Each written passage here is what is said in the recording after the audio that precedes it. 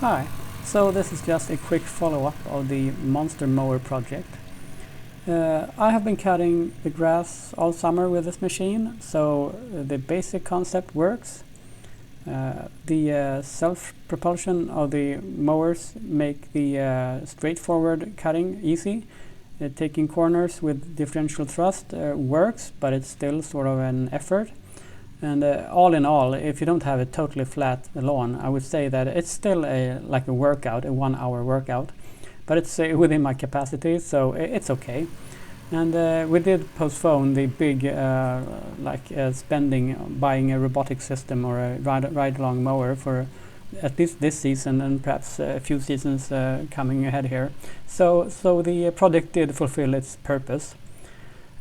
Things I would do different if I'd done this project again is mostly really the overlap in the cutting system. I went for a 1 centimeter overlap, and that was too little. It works well when I'm just going straight lines, but when I'm making sharp turns, it does leave a little bit of uncut grass behind, which is kind of unsatisfactory. So at least 2 centimeters overlap or so. And let's check out the overall condition of the machine. In the beginning I had failures of these rubber mounts, 2 of them, but after changing them I haven't had a failure since, and that was like early on, just the first or second session of cutting, so I think it was sort of poor quality. And now let's take a look at the various welds. I did manage just recently to break this weld here. It's not totally off yet, so it's still like you can still drive the machine, but it needs to be re-welded. So that happened when I was trying to cut the grass really low, and I put a lot of stress on the machine.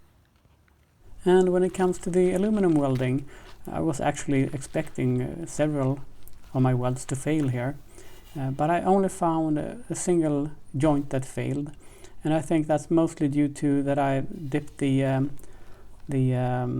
tip of the TIG welder in the weld, and then I had to cut it away with a cutting disc and re-weld it, and here it is. And I really didn't do a good job, so this weld did crack, and I think it's really a bad job that I did there.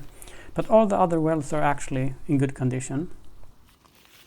I did need to adjust the clutch, but that's sort of a given thing. I mean, things wear, so that's okay.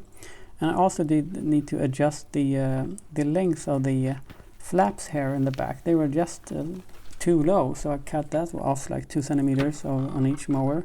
Otherwise, when I was turning in, they were sort of getting stuck in the ground, or when I was pulling back the mower.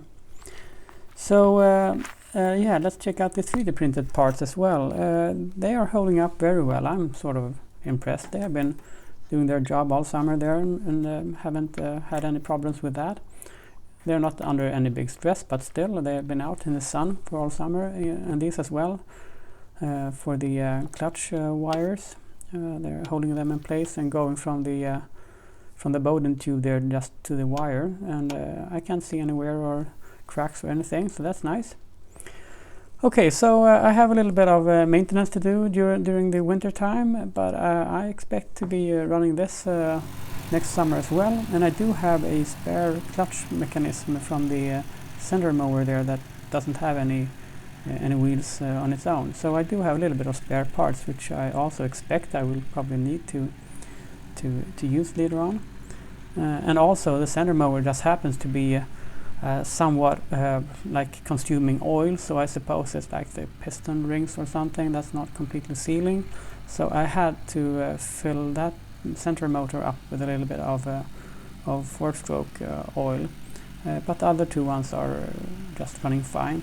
And I have to say that they have been easy to start all summer. I mean, it's a single pull really, mostly on them, so that's kind of surprising. I was thinking that I would be sort of like have fatigue in my right arm there from trying to start them. Okay, so that's all for this project. Thank you. See you later. Bye.